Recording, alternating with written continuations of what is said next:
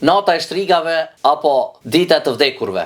Kjo fest është festa Halloweenit, e cila adhuruesit e shejtanit e festojnë në 31 tetor. Kurse te keltët pagan është kohë me festuar në ditën e parë të vitit të ri që fillon, se kanë pas bindje se këto kthehen në atë ditë shpirtat e të vdekurve dhe eci nëpër tokë. Prej zakoneve të tyre të cilët kanë qenë se atë natë veshën me rroba të cilët mos ta njohën njërin tjetrin dhe veshën me rroba që të friksojnë. Vendojnë kuror prej hudrës dhe kepës. Gjuhet në shtëpi krip që shpirtat e këqij që mos t'i dëmtojnë këto.